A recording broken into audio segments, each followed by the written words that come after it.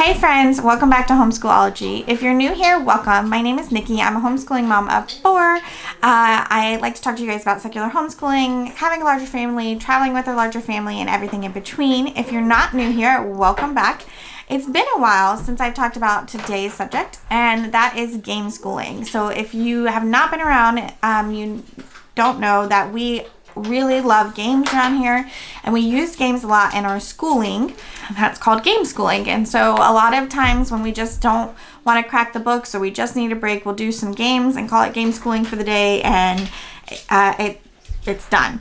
Today I'm going to share with you 5 of our most played games currently. So this changes often, and so some of these games, one of them is not new to us.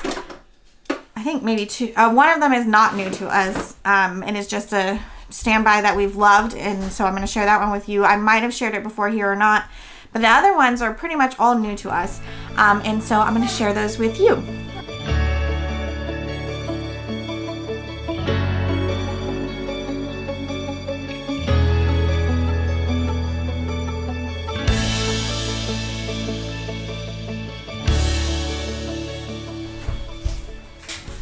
I love you, Peanut.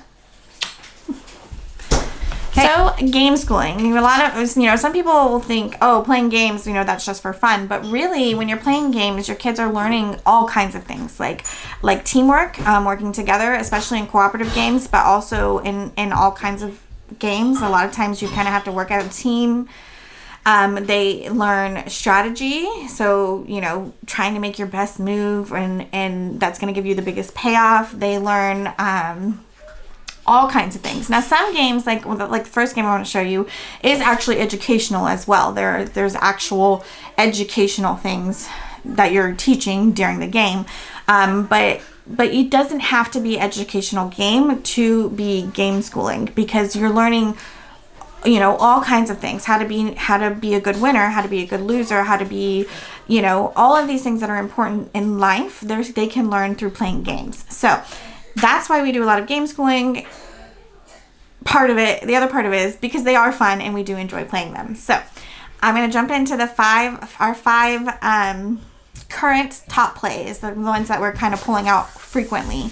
And the first one is Blobbys Pizza.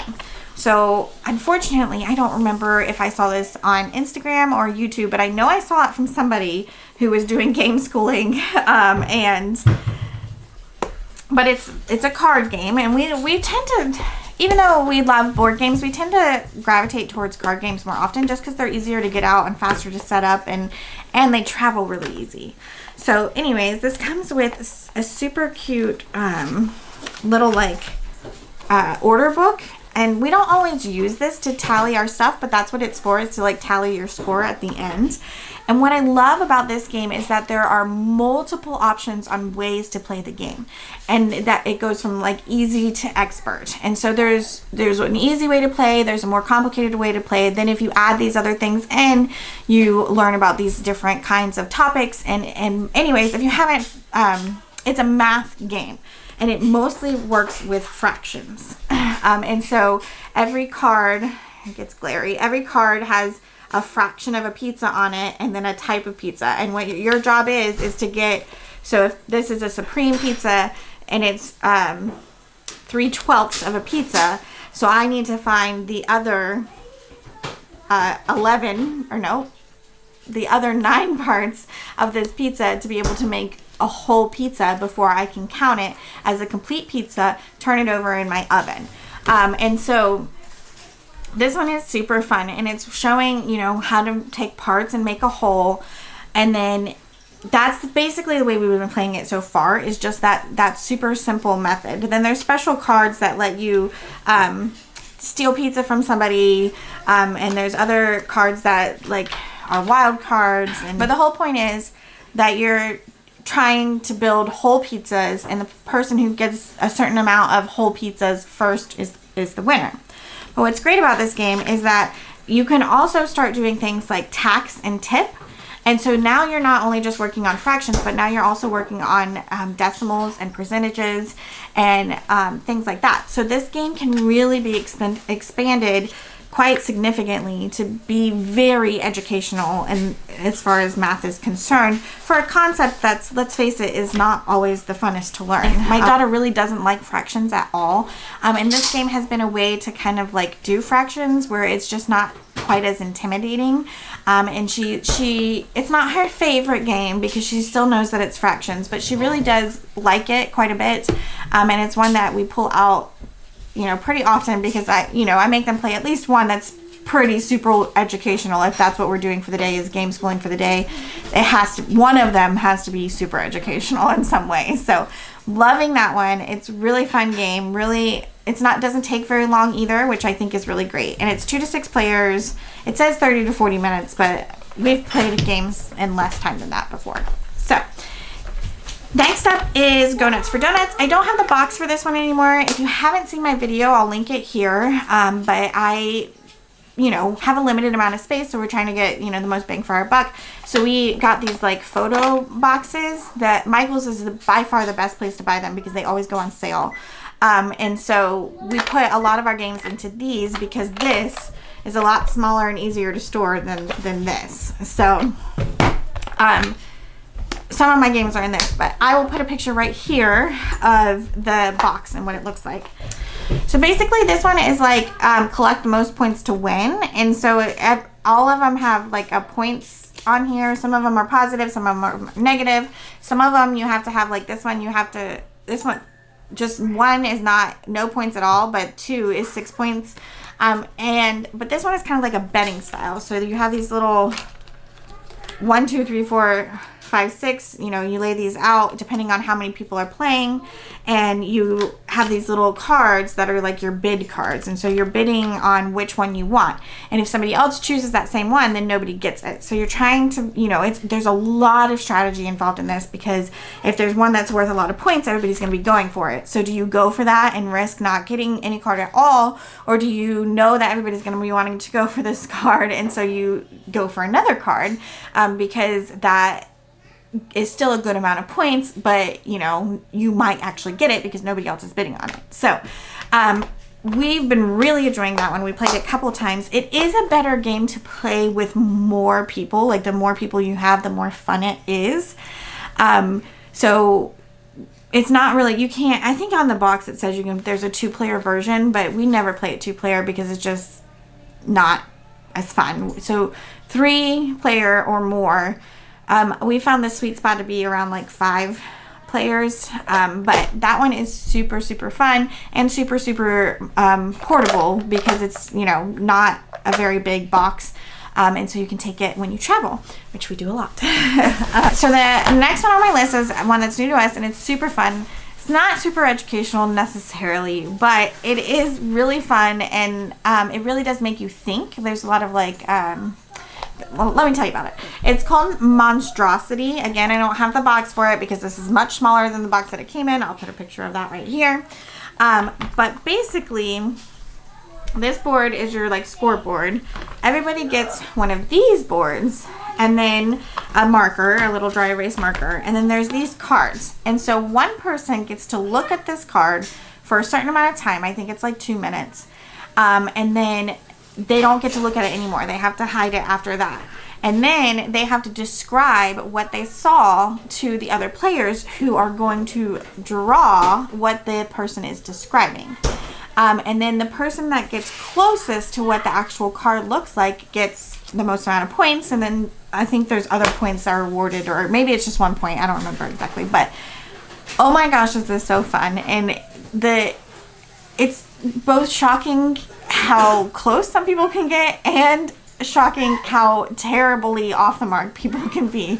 So this one has been super fun. It's a really, it's pretty compact if you put it in a smaller container, because the container it came in was kind of big, but this one has just been hours of fun for all of us, and we've really enjoyed it. And they are using their memory, using their imagination, using their listening skills. So there's still a lot of learning happening in that one as well. Next up on the list is Citadels. So this one, all the games I've shown before can be played pretty pretty younger kiddos. This one says 9+, but we've been able to get my my younger kiddo, not my 4-year-old, but my 6-year-old, we've gotten him to play before. He just needs a little bit more help. But this one is definitely for older kiddos. So my 9-year-old can play this, but nobody younger could play this because it does involve a little bit more strategy than somebody much younger would be able to handle. I think the age on the box is rubbed off, so the age on the box is 10+. But like I said, my 9-year-old does play this. I think if you kind of handhold the first time, that the second go around, you know, it gets a lot easier for them. But this one is a full strategy game, and it's got cards and coins, and it's basically what's in here. There's this little crown as well. The king gets this, and that just determines who goes first. But basically, it's like part luck of the draw, big time strategy, and you're trying to earn the most, I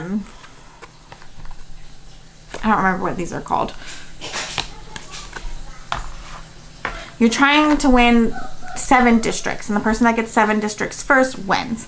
And so all the districts are worth different amounts of points, but every round you're a different player. And so here are some examples of like the little player. And it's semi-random because the first person gets all the cards to choose from, and then the second person, you know, not all the cards. You take 2 or 3 out depending on how many people you're playing with, and then the first person gets all of those to choose from, and then it goes around until the last person gets only 2 to choose from. And so part of it is strategy as to who you pick, and part of it is luck because depending on where you're sitting. So it's really, I know all that's going to sound super confusing, but it's really fun. The first time you play is a little confusing to kind of understand. It's really better if you play with somebody. The first time we played with somebody who'd already played, and that was really helpful. But this game, guys, my kids love it. They ask to play it all the time, my 2 oldest girls. And it really is so fun, and they're learning strategy, and they're learning how to read people, and they're learning how to do all kinds of things. That just is really great. We're really loving that one. And last up is Paint the Roses. And so this one is, again, another strategy game. If you haven't noticed, we like strategy games. But basically, you have a board, and it has different hedges that you put on it. There's these little hedge things that you put on it, and then you get cards, and you have to like make certain color combinations, or you have to make certain shape combinations, and then you have to get the other members to guess what your shape or color combination is. So there's a lot of strategy and a lot of like, you know, thinking of ways to get your point across without actually saying what you need. And that one has been really fun for us too. I bought it just simply because my daughter is obsessed with Alice in Wonderland. But now that we have it, I'm like, this game is great as far as a strategy game goes, and we end up playing it quite a bit. So those are our top 5 most played currently. Like I said, this changes from time to time, and so I figured it was a good update time to do this for you guys. And we still play lots of other games in between, but these are the ones that just have been pulled out multiple times over the last couple of weeks, months. That is all I'm going to share with you guys today on this topic. If you have a game that you guys are just really loving, I'd love you to comment that down in the description box, because we're always on the hunt for new ones, even though we have plenty. But anyways, I think that's going to be it for me today. So I hope you would subscribe if you haven't already. I'm so close to 2,000 subscribers. And when we get there, we'll be doing a Q&A and giveaway. So share with your friends. Give this video a thumbs up. Tell YouTube you like it. And don't forget, you can always follow us over on Instagram at Homeschool-ology. And I hope you'll come back and chat with me again real soon. And I'll talk to you guys later. Bye.